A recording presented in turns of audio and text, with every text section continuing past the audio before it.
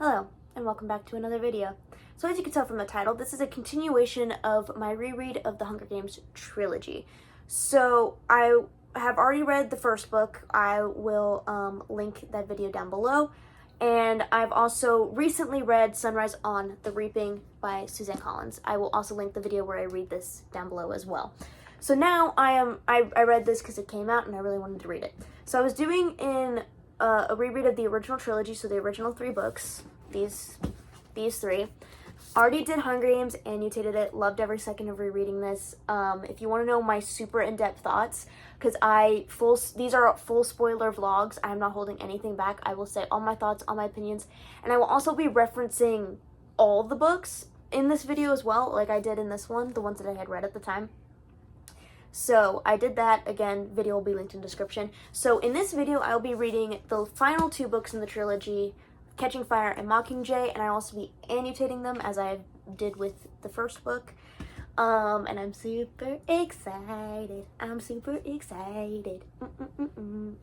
Because I've been on a weird... There's a whole reason why I'm filming this video now is because I've been getting a lot of Hunger Games stuff going on my Instagram, on my YouTube, just like constantly having things making me think of Hunger Games, on my Pinterest even, because the new movie's coming out next year and people are really hyped up about it. I'm hyped up about it, so I'm really excited. So doing this original trilogy reread before that movie comes out is actually really great, even though the movie's coming out next year, and who knows if I'll do another reread before that.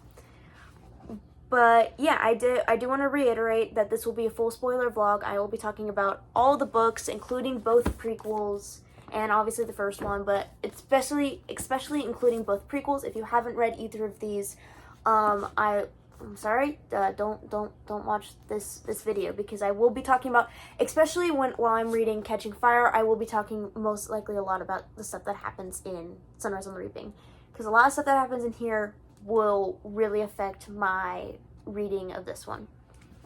And then, yeah, I will obviously talk about the Ballad of Songbirds and Snakes. I talked about it a little bit when I read the first one in that video. So just, yeah, full spoiler.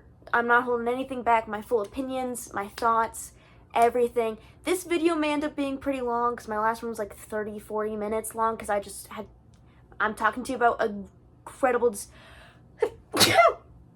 Bless me.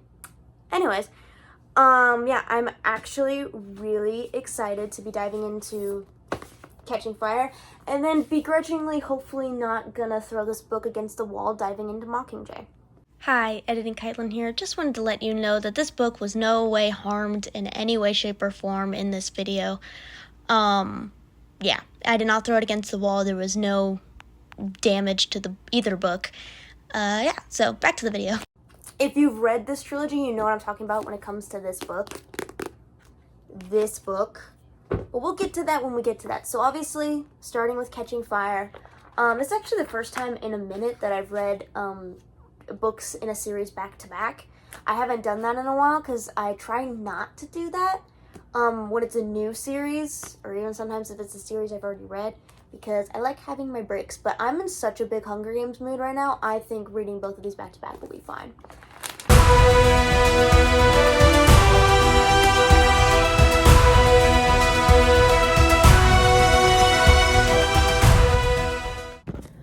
Alright, so I am now 50% of the way through Catching Fire, and I just read, so chapter 14, for anyone who wants to know, is when Katniss and Peeta watch Haymitch's games, and this was the part of the book that I was looking forward to the most, because of reading Sunrise on the Reaping, which is Haymitch's games, follows Haymitch and his, what all he went through with that.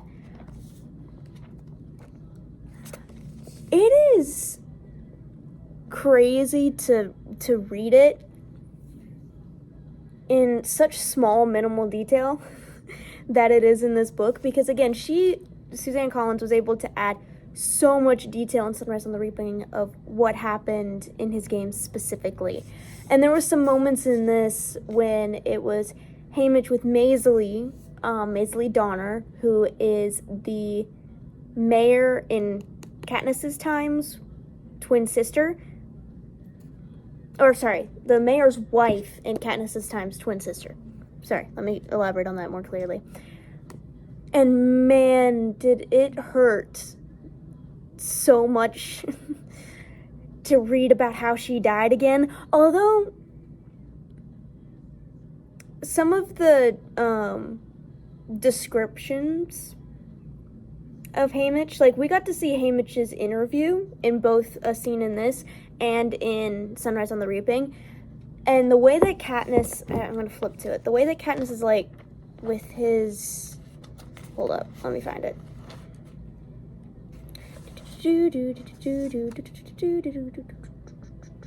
Okay, so here's Haymitch's interview from Katniss's perspective. So Haymitch, what do you think of the games having 100% more competitors than usual? So Haymitch's games in the Court of Quail, they doubled the amount of tributes that would typically go into a Hunger Games. So typically there are 24, they doubled it so there are 48. Yes. I had to double check my math there. So, and apparently his Court of Quail, the second Court of Quail, the 50th Hunger Games, is the only Court of Quail that they have on record of video that you can rewatch. So the first Court of Quail, the 25th Hunger Games, we cannot see. There is no tape of it because they didn't get to watch it. Katniss and Peeta, they didn't have the tape for the first Court of Quail. So I'm curious what happened in that Court of Quail. But anyways, back to Haymitch's interview. So he's asking, oh, Haymitch, how do you feel about having like twice as many competitors as you would have had normally? And Haymitch shrugs. I don't see that it makes much difference. They'll still be 100% as stupid as usual. So I figure my odds will be roughly the same. The audience bursts out laughing, and Haymitch gives them a half smile. Snarky, arrogant, indifferent. And then Katniss says, he didn't have to reach far for that, did he? After reading Sunrise on the Reaping and finding out why Haymitch chose to be that way, and obviously we don't have his full interview here, or in interviews of really any of the other tributes. Obviously she didn't know what she was writing. I don't think Suzanne Collins knew what she was writing for Sunrise on the Reaping when she wrote Catching Fire. So there's not as many details as there are for Sunrise on the Reaping. But again, spoilers for Sunrise on the Reaping. I said this at the beginning, full spoiler vlog. In Sunrise on the Reaping, there was a alliance between, so obviously the career alliance that normally happens, which is between Districts 1, 2, and 4. And then there was another alliance that was started by Beety's son, who was put in the Hunger Games, rigged to be put in the Hunger Games to get back at Beety for trying to do something. Now, I can't remember exactly what he did, but it was like the Capitol's way of punishing Beety is that he had to mentor his son in a Hunger Game. So Beety's son, which I hate that I can't remember his name right now. It'll come back to me later, I'm sure. I don't have Sunrise on the Reaping to reference to at the moment. So he decided to say, hey, we're going to do a newcomers alliance, all right? All of us that aren't careers, let's not let the careers be the only ones who can make alliances. So basically District 12 was a part of this alliance. District 8 was a part of this alliance. District 3 was a part of this alliance, because District 3, for some reason, doesn't always get put in with the typical careers, which is 1, 2, and 4. Why 3 is not in there, I don't know. I think District 5 may or may not. I can't remember all of them, but there was a lot of districts that were a part of that newcomer alliance. Haymitch decided to, yeah, I'll be a part of it, but then he got sent on his own mission to try and destroy the arena from within. So that happens in Catching Fire. They destroy the arena in Catching Fire. So Haymitch tried to do that in his games, the 50th Games.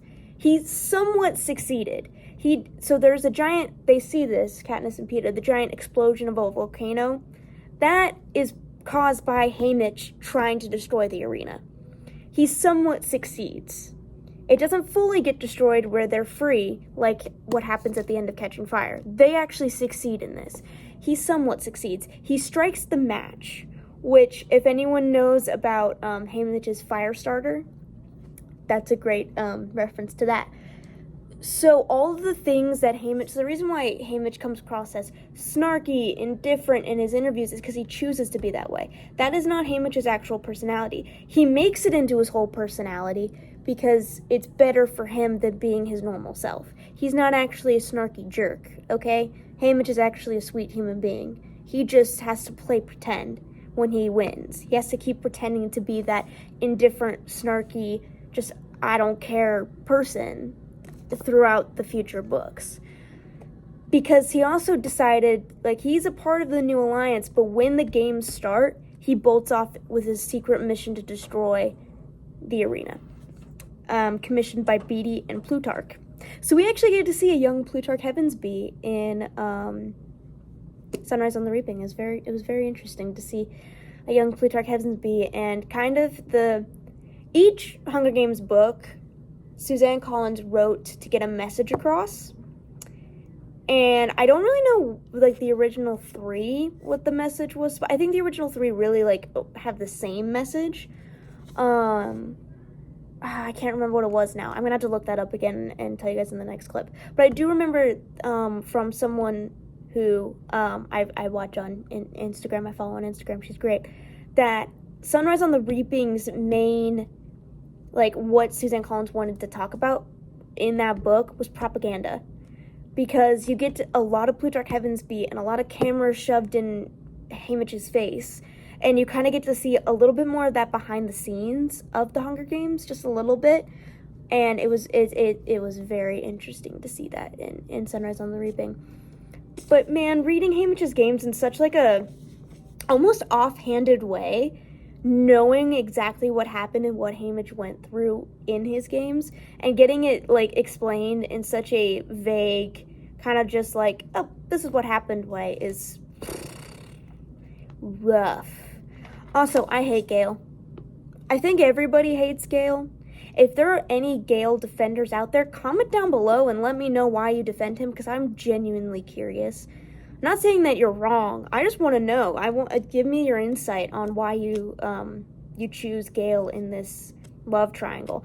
I really don't feel like the Gale-Peeta situation is actually truly a love triangle, but it can be seen as one, yes.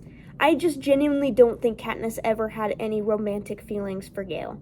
I think Gale was trying to push those feelings onto her, where she had to feel forced into feeling a certain way for him, when with Peeta it was natural. She naturally felt love towards Peeta, and Peeta didn't force that on her.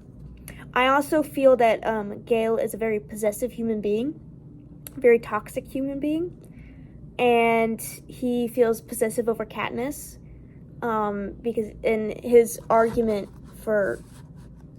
against Peeta, I guess, I can't remember in Mockingjay, he says Peeta and Gale have a conversation in Mockingjay that Katniss overhears while pretending to be asleep during the rebellion in the Capitol and whatever happens in Mockingjay. And I think Gale says, again, I'll probably talk about this more when I actually get to that scene in Mockingjay, but I think Gale says, wow, how did you convince her to choose you?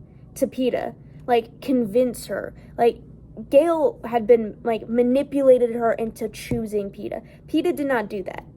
Peeta says in response to Gale, I didn't make her choose. Katniss chose for herself. I didn't force her into choosing me. I didn't manipulate her into choosing me. Katniss did that all on her own. And I think the line before that whole conversation was like, was it Gale or was it Peeta? One of them said she was going to choose the one that she couldn't live without. She couldn't live without either of them. Gale was her best friend. Peeta was her one true love. She may not realize that until later, but he was. Okay? He was.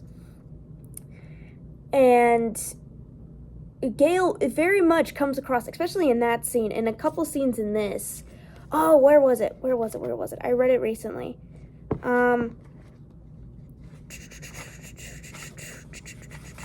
It was chapter 13, I think.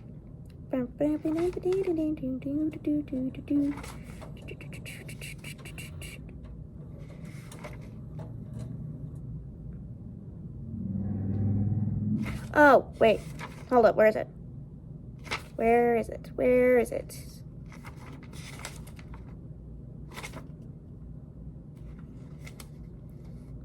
Okay, so it's a scene where, Gale has come to help Haymitch, Peeta, and Katniss prepare for their quarter quail, the third quarter quail.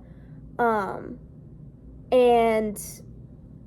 as Katniss is walking him back to town, him and Peeta had to get along. He's like, it would be better if you were easier to hate, because Gale obviously has this. And Katniss says, tell me about it. If I could have just hated him in the arena, we all wouldn't be in this mess now. He would be dead, and I'd be happy little Victor all by myself. And then Gale has the audacity to ask, and where would we be, Katniss? She never wanted to get married, by the way. She even says that later. Even if I had killed Peeta in the arena, I still wouldn't have wanted to marry anyone. I only got engaged to Peeta to save people's lives, and that completely backfired, which is true. There's a whole context with that, that it didn't end up convincing the districts. So,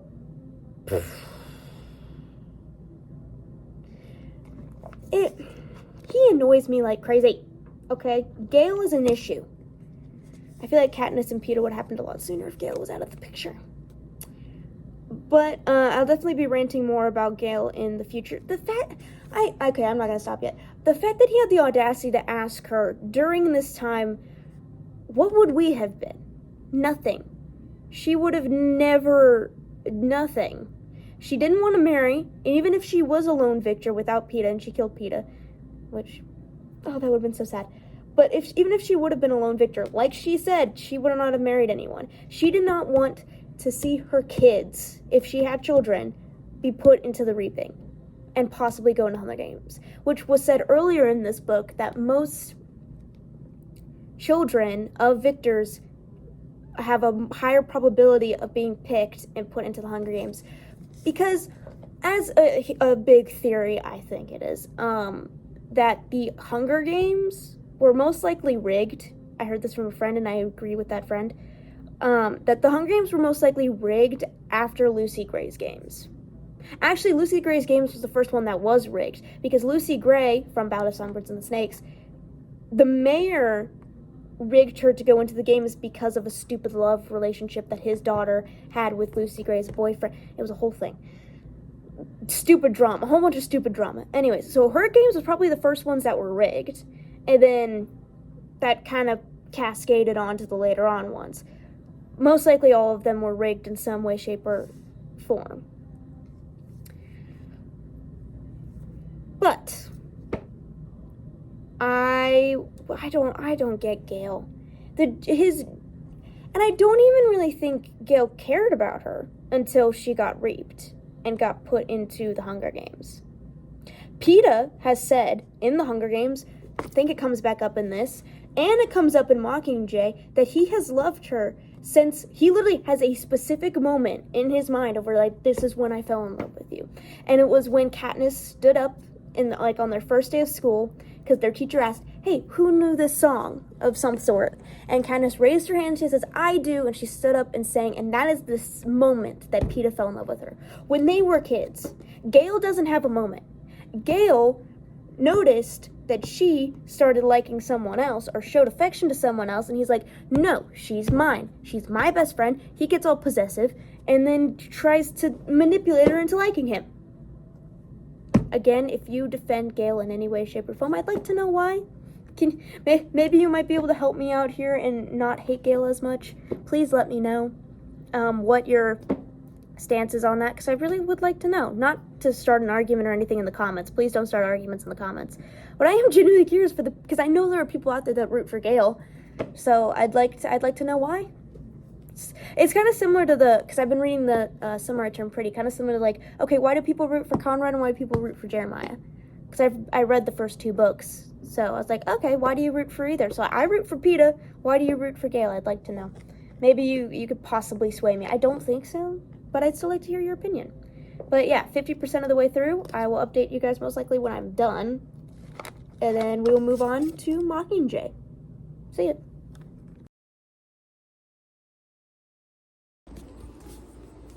Finished. What I have one thing to say. It has been debunked. It is no longer my favorite Hunger Games book. I know, it's horrible. But after rereading it, especially after reading Sunrise on the Reaping won out. I have it right here. This is number 1 now. This is still up there. This is number 2. 3, 4, 5. And this is the book we're reading next. Mockingjay. I don't think even with this reread, well, it may or may not bump this one down. I really don't know. Both of these books kind of have the same feeling in my head right now. Or same thoughts. Like, I didn't love either of these. This one was crazy. This one is annoying and torture. So really, I think with this reread, it'll actually decide if it's going to stay 5th in last place or move up and replace this as 4th. I really don't know. But yeah, we're going to be moving on to Mockingjay, which if you're a Hunger Games fan, you know why I'm saying this one was annoying, but it also will kill you on the inside, because it's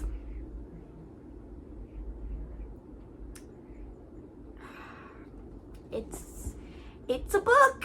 It's a book that I haven't picked up in years. Literal years. But I'm ready to dive back into the world of Panem, even though I just finished this today. I'm gonna pick this right up. I haven't done this in a second. I haven't done a back-to-back. I said this at the beginning of the video, I think. Back-to-back reading vlog in a minute. So yeah, I will be annotating this one. I have come up with a different annotating system than I used for all the previous books I've annotated. So you'll probably see that, and if you want that explained, I'll explain it at some point. Just comment down below if you want me to explain it. I'll probably explain it in like a short or something. Yeah. Let's dive into Mockingjay.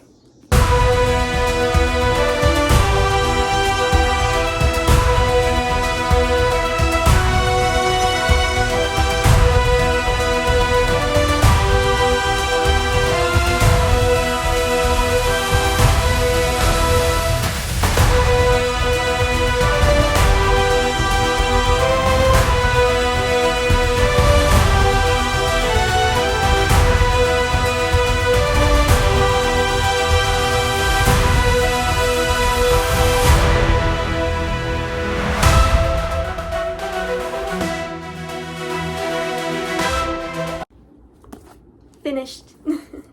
I finished Mockingjay, and now I officially completed my reread of the original Hunger Games trilogy. I'm really happy about it. By the way, this book got 3 stars.